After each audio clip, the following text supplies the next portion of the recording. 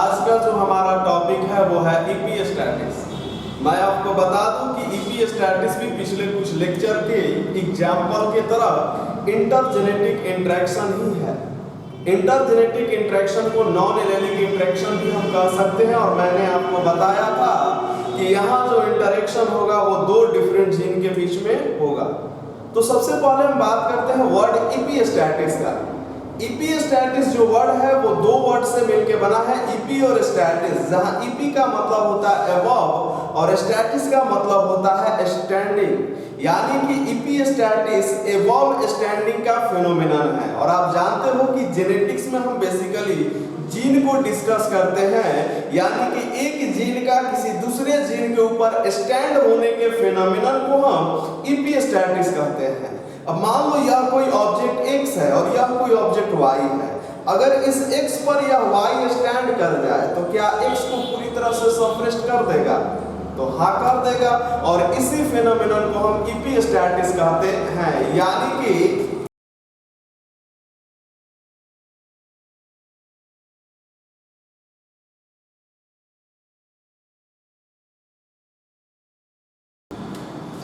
कि इपीस्टैटिक एक ऐसा फिनोमेनन है जहां एक जीन को दूसरे नॉन एनेटिक जीन के द्वारा सप्रेस्ड कर दिया जाता है।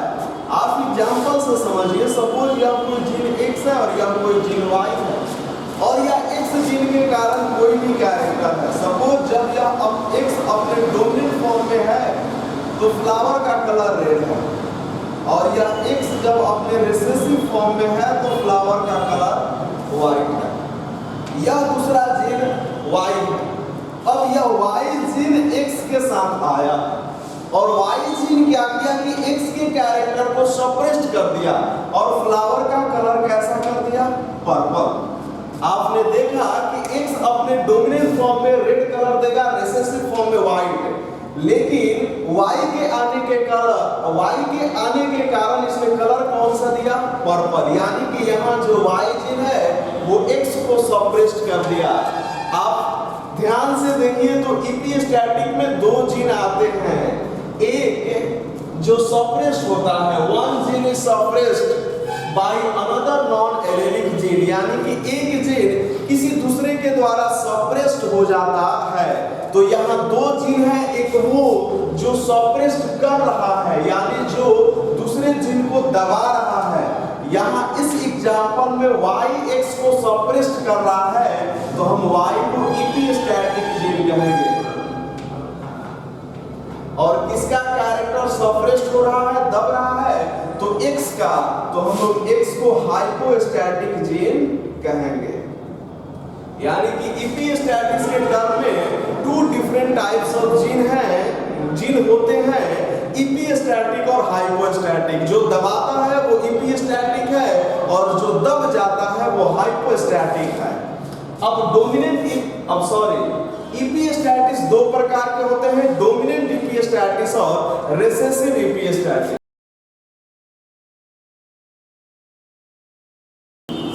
आप लोग डोमिनेंट जीन और रिसेसिव जीन का मतलब समझते हो? डोमिनेंट जीन हम किसको कहते हैं? जो अपने डोमिनेंट फॉर्म में, जो अपने होमोजाइगस और हेटेरोजाइगस दोनों फॉर्म में कैरेक्टर शो करे। सपोज यहाँ कोई जीन R है तो इस जीन R का यह क्या होगा? Dominant form. ये क्या है? Dominant form. और इस R का यह क्या होगा? Recessive form. क्या होगा? Recessive form. तो डोमिनेंट इपीस्टैटिस एक ऐसा फिनोमेनन है जहां एक जीन अपने डोमिनेंट फॉर्म में ही केवल किसी दूसरे जीन को कैरेक्टर को सप्रेस्ड कर पाएगा। It is the phenomenon in which a gene suppresses the another non-allelic gene only in its dominant form। हमेशा याद रखिएगा कि डोमिनेंट इपीस्टैटिक में एक जीन केवल अपने डोमिनेंट फॉर्म में ही दूसरे जीन को सप्रेस कर पाएगा, रिसेसिव फॉर्म में कभी सप्रेस नहीं कर पाएगा। यानी कि यहाँ जो यह R जीन है और सपोज कोई S जीन है, S हाइपोस्टैटिक है और R इपीस्टैटिक है। R S के कैरेक्टर को केवल अपने डोमिनेंट फॉर्म में ही सप्रेस्ड कर पाएगा और इसी फिनोमेनन को हम कहते हैं डोमिनेंट इपीस्टैटिस। तो डोमिनेंट इपिस्टैटिस से आप रेसेसिव इपिस्टैटिस का भी मतलब समझ ही गए होंगे। क्या है कि रेसेसिव इपिस्टैटिस एक ऐसा फिनोमिनन होता है जिसमें एक जीन किसी दूसरे जीन को केवल अपने रेसेसिव फॉर्म में ही सप्रेस्ड कर पाए, यानी it is the phenomenon in which a gene suppressed another non allylic gene only in its recessive form.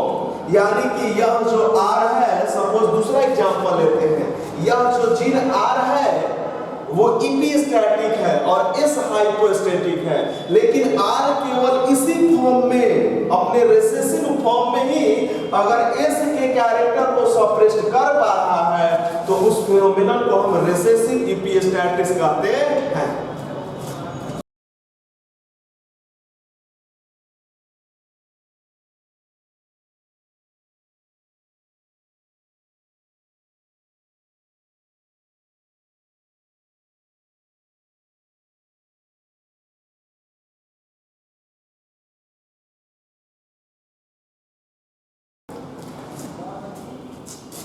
अब यह जो डोमिनेंट इपिस्टैटिस है और जो रिसेसिव इपिस्टैटिस है, इनके डिफिनीशन को हम मेंडल साहब के डाई हाइब्रिड के F2 जनरेशन के फेनोटाइपिक रेशियो पर पुट करते हैं और यह फाइंड आउट करने की कोशिश करते हैं कि डोमिनेंट इपिस्टैटिस का रेशियो क्या होगा।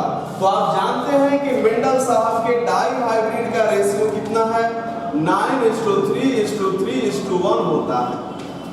और आप यह जानते हैं कि यह जो 9 है, इस 9 में दोनों के दोनों जीन डोमिनेंट फॉर्म में होते हैं। अगर इस रेशियो को हम इपिस्टैटिस के कंडीशन में बात करें तो यहाँ दोनों के दोनों डोमिनेंट फॉर्म में है, यानी कि हाइपोस्टैटिक भी डोमिनेंट है और इपिस्टैटिक भी डोमिनेंट है।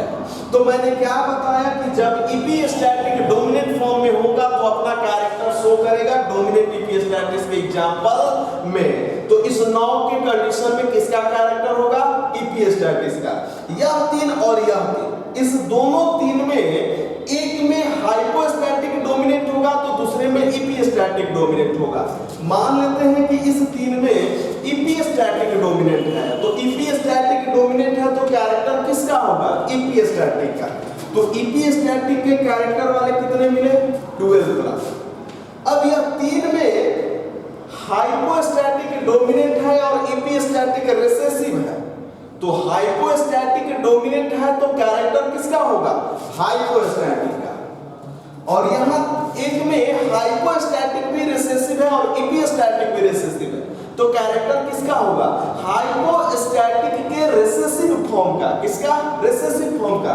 एग्जांपल से समझिए, यहां R और S ऐसा होगा, यह जो एक है उसका जीनोटाइप क्या होगा, R और S। यहाँ R तो हम लिए हैं कि R इपिस्टैटिक है और एग्जांपल हम देख रहे हैं डोमिनेंट इपिस्टैटिस का, तो R रिसेसिव फॉर्म में तो S को सप्रेस नहीं कर पाएगा, तो S का रिसेसिव फॉर्म के कारण जो कैरेक्टर होगा वो एक दिखाएगा। यानी कि डोमिनेंट इपिस्टैटिस का रेशियो क्या आना चाहिए, 12:3:1। और यह रेशियो आपको क्रॉस कराने से मिला नहीं, ये रेशियो आपको मिला एग्जांपल से। अब देखते हैं रेसेसिव इपिस्टैटिस का, तो मेंडल साहब का यही रेशियो है। रेसेसिव इपिस्टैटिस समझ गए हैं, इपिस्टैटिक जीन अपना कैरेक्टर एक्सप्रेस करेगा, लेकिन कब, जब अपने रेसेसिव फॉर्म में होगा तब। ये 9 प्लांट ऐसे हैं जहां दोनों के दोनों डोमिनेंट है, हाइपोस्टैटिक भी डोमिनेंट है और इपिस्टैटिक भी डोमिनेंट है, लेकिन इपिस्टैटिक अपने डोमिनेंट फॉर्म में क्या कैरेक्टर शो करेगा, तो नहीं करेगा। तो इस 9 प्लांट में किसका कैरेक्टर होगा, हाइपोस्टैटिक का। तो यह हुआ 9। अब इस 3 में हाइपोस्टैटिक डोमिनेंट है, मान लेते हैं कि हाइपोस्टैटिक डोमिनेंट है और इपिस्टैटिक क्या है, रिसेसिव है। तो रिसेसिव फॉर्म में आ गया इपिस्टैटिक, तो अपना कैरेक्टर एक्सप्रेस करेगा ना। और यहाँ तो दोनों के दोनों रिसेसिव है, हाइपोस्टैटिक भी रिसेसिव है और इपिस्टैटिक भी रिसेसिव है। तो दोनों के दोनों जब रिसेसिव है तो कैरेक्टर किसका होगा, इपिस्टैटिक का। यानी इस 3 के कंडीशन में इपिस्टैटिक रिसेसिव फॉर्म में है और इस 1 के कंडीशन में इपिस्टैटिक रिसेसिव फॉर्म में है। तो 4 कंडीशन में इपिस्टैटिक रिसेसिव फॉर्म में है। तो जब रिसेसिव फॉर्म में होगा तभी ना अपना कैरेक्टर शो करेगा। तो यहाँ ये हो गया 4। अब यह जो 3 है यहाँ इपिस्टैटिक डोमिनेंट होगा। क्या होगा? इपिस्टैटिक डोमिनेंट होगा और हाइपोस्टैटिक रिसेसिव होगा। हाइपोस्टैटिक के डोमिनेंट फॉर्म के कारण कोई एक कैरेक्टर और उसके रिसेसिव फॉर्म के कारण कोई दूसरा कैरेक्टर। तो हाइपोस्टैटिक के रिसेसिव फॉर्म के कारण जो कैरेक्टर होंगे वो 3 होंगे। क्या होंगे? 3। ये आपको और बेहतर तरीके से तब समझ में आएगा जब हम क्रॉस का एग्जांपल लेंगे। अभी बस हम डिफिनीशन पर डाइहाइब्रिड रेशियो पर डिफिनीशन लगा रहे हैं। तो रिसेसिव इपिस्टैटिस का रेशियो कितना है? 9:3:4। डोमिनेंट इपिस्टैटिस का रेशियो 12:3:1 और रिसेसिव इपिस्टैटिस का रेशियो 9:3:4। तो आप इसको नोट कर लीजिए। उसके बाद हम लोग देखेंगे डोमिनेंट इपिस्टैटिस के एक क्रॉस का हम एग्जांपल लेंगे।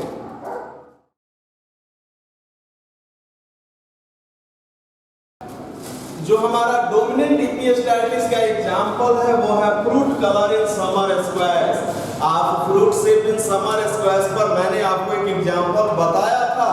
यहाँ हमारा कलर है तो एक जीन Y है, यह Y अपने डोमिनेंट फॉर्म में रहेगा तो फ्रूट का कलर येलो होगा। क्या होगा? येलो। और यह Y अपने रिसेसिव फॉर्म में होगा तो फ्रूट का कलर क्या होगा? ग्रीन होगा। ये हाइपोस्टैटिक जीन है। यहां एक जीन W है, यह W अपने डोमिनेंट फॉर्म में रहेगा तो फ्रूट का कलर व्हाइट होगा। क्या होगा? व्हाइट होगा। और यह W एक इपिस्टैटिक जीन है। आपने और यह एग्जांपल क्या है? डोमिनेंट इपिस्टैटिस। तो आप तो समझ ही गए होंगे कि जब यह डोमिनेंट फॉर्म में होगा Y के साथ तो फ्रूट का कलर क्या होगा? व्हाइट। आपके मन में अब कहीं ये तो डाउट नहीं ना है कि अगर ये कंडीशन होगा तो क्या होगा? तो यहाँ W रिसेसिव में है तो कुछ कर पाएगा नहीं। तो बचा कौन? Y और Y रिसेसिव फॉर्म में। रिसेसिव फॉर्म के कारण कलर कैसा है? ग्रीन। तो कैसा कलर देगा? ग्रीन। तो अब हम क्रॉस कराते हैं और हम लेते हैं व्हाइट और इसका क्रॉस कराते हैं हम ग्रीन के पेरेंट्स। व्हाइट है तो जीनोटाइप क्या होगा? कोई डाउट नहीं है? दोनों के दोनों W हैं तो W डोमिनेंट फॉर्म में है तो क्या होगा? व्हाइट होगा। और इसको क्रॉस कराते हैं हम इनके साथ। आप जानते हो ये पेरेंट है, आपने इतना ज्यादा क्रॉस कराया है कि देख करके बता दोगे कि F1 जनरेशन में जितने भी प्लांट होंगे उनका जेनोटाइप यही होने वाले हैं। और जब यह जेनोटाइप होगा तो क्या होगा? यहाँ Y भी डोमिनेंट है और W भी डोमिनेंट है।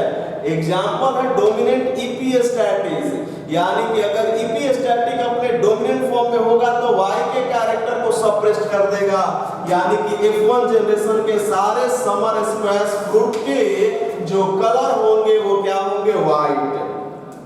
अब यह F1 जनरेशन हुआ। क्या हुआ? F1 generation. तो F2 जनरेशन के लिए हम क्या करेंगे? सबसे पहले हम गैमेट का प्रोडक्शन करेंगे। अब बात ध्यान से समझिए, यहां तक मैंने आपको बता दिया।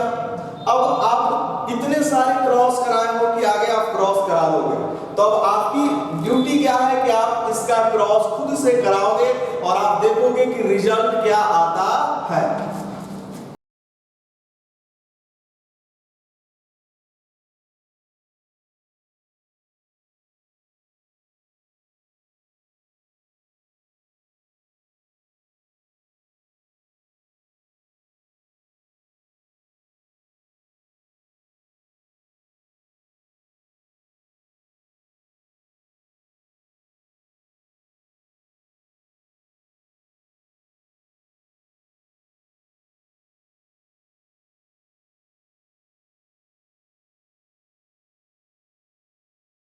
मैंने आपको क्रॉस करा दिया और क्रॉस करा के मैंने यह भी लिख दिया कि इस जीनोटाइपिक कंडीशन में कंपोजिशन में समर स्क्वायर्स के फ्रूट का कलर क्या होगा। और मैंने शुरू में आपको बताया था कि आप खुद से करना।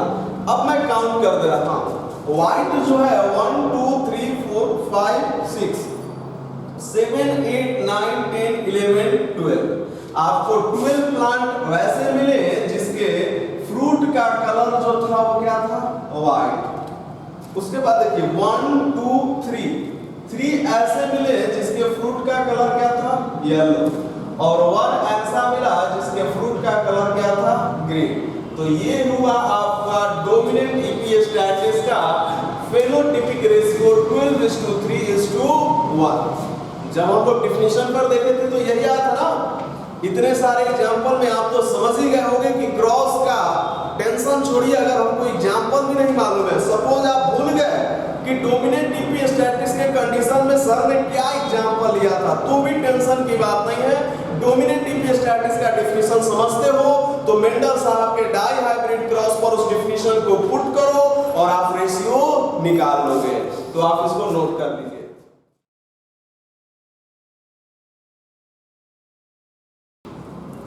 जो अगला है वो है हमारा रेसेसिव इपिस्टैटिस, और इसमें हम देखेंगे कोट कलर इन माइस। यहां देखिए एक जीन ए है, यह जीन अपने डोमिनेंट फॉर्म में अगर हो तो माइस के कोट का कलर अगूटी कलर होगा,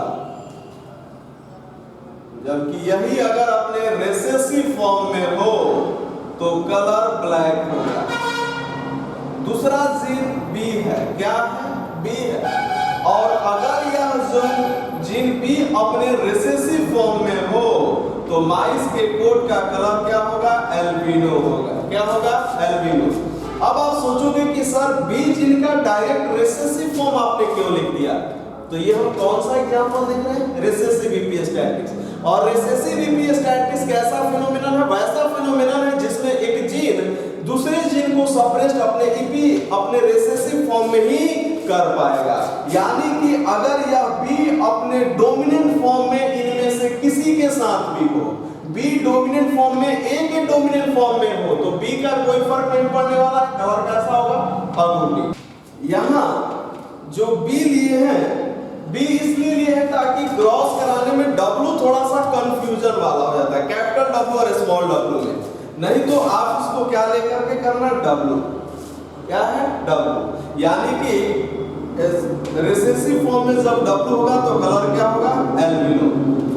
ठीक है, चलिए हम डब्लू ही लेकर के करते हैं। तो हम पेरेंट्स लेते हैं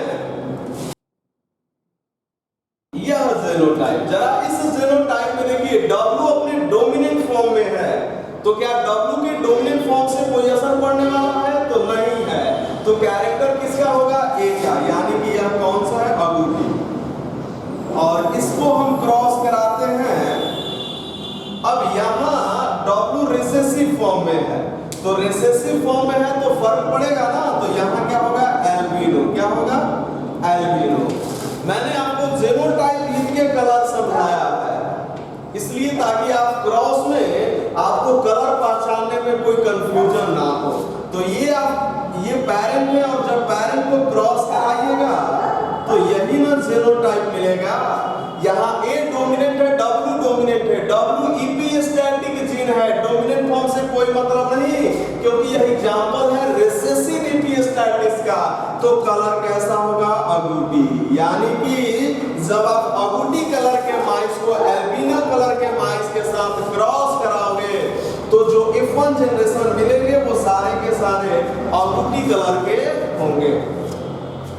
अब आप इतना क्रॉस कराए हो तो समझ ही रहे हो कि आगे क्या करना है, आपको खुद से क्रॉस कराना है, और खुद से क्रॉस करा के इसका फेनोटिपिक रेशियो निकालना है। और फेनोटिपिक रेशियो से फिर आप क्या करोगे, मिलाओगे कि सर रेसेसिव इपिस्टैटिस के केवल डिफिनेशन से जो रेशियो निकाले थे और यहाँ जो क्रॉस से रेशियो आया वो दोनों सेम है या नहीं। तो ये आपका होमवर्क है, आप खुद से इसको करना,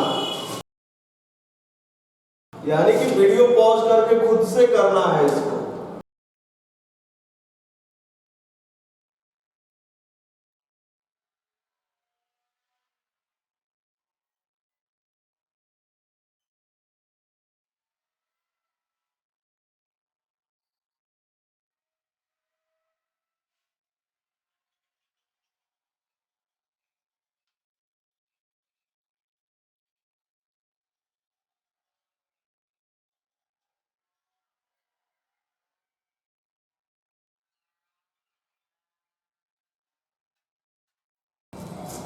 ये आपका क्रॉस हुआ। अब जरा नंबर काउंट कीजिए। अगूटी कलर 1 2 3 4 5 6 7 8 और 9 होंगे। उसका कलर कैसा मिला? अगूटी कलर। उसके बाद एल्बिनो 1 2 3 4 ऐसे हैं जिनका कलर क्या मिला? एल्बिनो। और एक कौन सा कलर है बाबू? ब्लैक। 1 2 3 और 3 ऐसे मिले जिसका कलर क्या है? Coat colour black. तो आपको रिसेसिव इपिस्टैटिस का जो F2 जनरेशन का फेनोटाइपिक रेशियो मिला वो 9:3:4 और यही तो हम डिफिनीशन के आधार पर निकाले थे। तो इसी रिसेसिव इपिस्टैटिस पर आप एक होमवर्क कीजिएगा और जीन लीजिएगा R, जो कि अपने जब डोमिनेंट फॉर्म में होगा तो ओनियन बल्ब का कलर रेड होगा और जब यह अपने रिसेसिव फॉर्म में होगा तो कलर येलो होगा।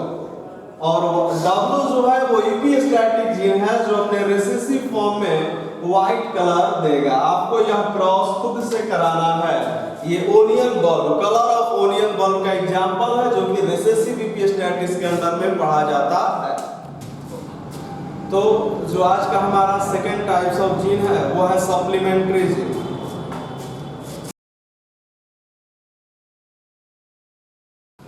सप्लीमेंट्री जीन हम किसको कहते हैं? तो अगर हम सप्लीमेंट्री जीन की डिफिनीशन की बात करें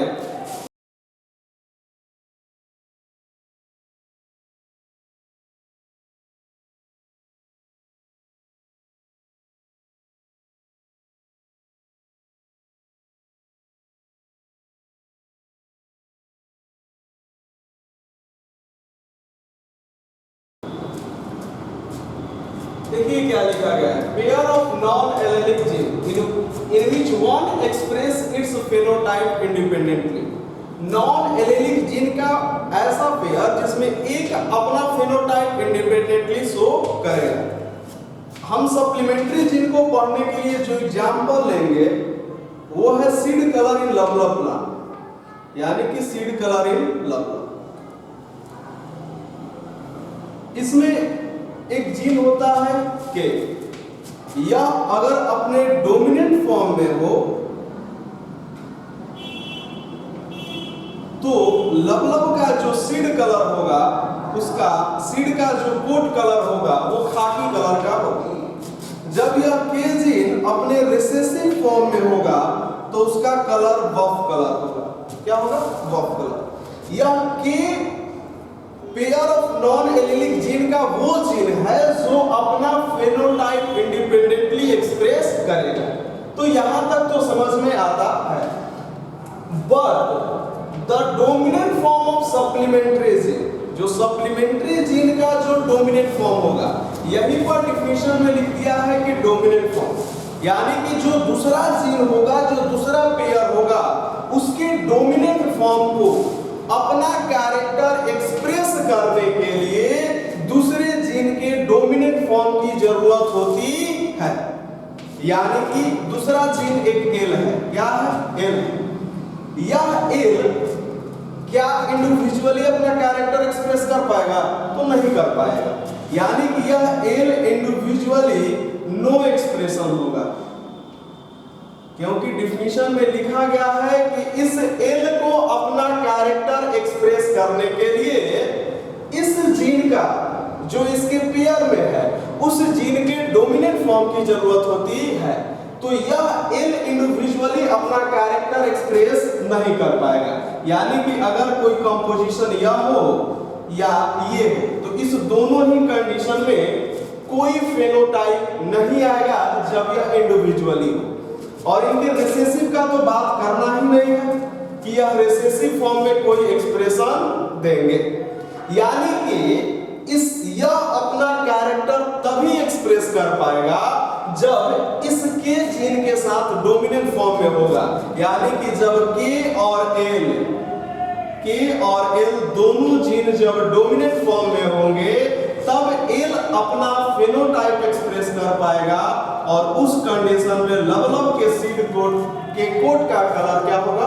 चॉकलेट। आप ध्यान से समझिए, यहाँ के जीन है, यह पेयर का वो जीन है जो इंडिविजुअली अपना फेनोटाइप एक्सप्रेस कर रहा है। लेकिन यह जो जीन एल है यह इंडिविजुअली कोई फेनोटाइप नहीं देगा, चाहे वो इसका जो डोमिनेंट फॉर्म हो या रिसेसिव फॉर्म हो, इंडिविजुअली कोई फेनोटाइप नहीं शो करेगा। इस एल का जो डोमिनेंट फॉर्म है वो अपना कैरेक्टर तभी एक्सप्रेस कर पाएगा जब यह साथ वाला पेयर वाला के जीन भी अपने डोमिनेंट फॉर्म में हो, यानी कि जब कॉम्बिनेशन में के और एल दोनों डोमिनेंट फॉर्म में हो तो लवलव के सीड का कोट का कलर कैसा होगा? चॉकलेट होगा, चॉकलेट कलर का होगा।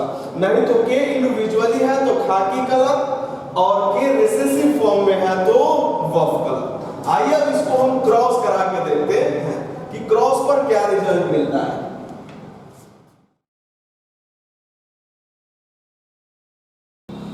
खाकी कलर को हम क्रॉस करा रहे हैं बफ कलर के साथ। खाकी कलर का जीनोटाइप क्या होगा बाबू? तो खाकी कलर कब आएगा? जब के डोमिनेंट फॉर्म में होगा। तो यह ले लेते हैं और ये ले लेते हैं, एल को रेसेसिव फॉर्म में ले लेते हैं। एल रेसेसिव फॉर्म में है, कोई फर्क पड़ने वाला है नहीं। फेनोटाइप किसका एक्सप्रेस होगा? के का। अगर वही यहाँ के एल डोमिनेंट फॉर्म में रहता, यानी के डोमिनेंट है और एल डोमिनेंट है, तो इसका कलर खाकी नहीं क्या होता? Chocolate colour. और यहां हम ले लेते हैं के स्मॉल और एल कैपिटल, यानी के रिसेसिव है और एल डोमिनेंट है। अब तो कहोगे सर यहाँ एल डोमिनेंट फॉर्म में तो आ गया, तो एल अपना कैरेक्टर एक्सप्रेस कर देगा, तो नहीं, यहाँ एल डोमिनेंट फॉर्म में है लेकिन के तो रिसेसिव फॉर्म में है। और हमने क्या बताया कि pair of non allylic gene जिसमें से एक अपना कैरेक्टर इंडिविजुअली एक्सप्रेस कर पाएगा, लेकिन सप्लीमेंट्री जीन के डोमिनेंट फॉर्म को अपना कैरेक्टर एक्सप्रेस करने के लिए दूसरे जीन का डोमिनेंट फॉर्म ही होना चाहिए। यहाँ जो दूसरा जीन है वो डोमिनेंट फॉर्म में है नहीं है, रेसेसिव फॉर्म में है, तो यहाँ एल का फेनोटाइप नहीं होगा, किसका फेनोटाइप होगा? के। और के रेसेसिव का फेनोटाइप क्या होगा? वफ का। तो जब आप पेरेंट को आप क्रॉस कराओगे तो आपको यही फेनोटाइप मिलेगा। अब यह कंपोजिशन को देखो, यहाँ के भी डोमिनेंट है और एल भी डोमिनेंट है, तो यहाँ कलर कौन सा देगा? Chocolate colour. और यह क्या होगा आपका? F1 generation. तो F1 जनरेशन को अब हम क्रॉस कराते हैं, तो सबसे पहले गैमेट प्रोड्यूस कीजिए। ये आपका गैमेट हुआ। अब आप तो क्रॉस कराना जानते हैं, अब आप क्रॉस कराइए और क्रॉस करा के सप्लीमेंट्री जीन का फेनोटाइपिक रेशियो आप बताइए। ये आपको खुद से करना है।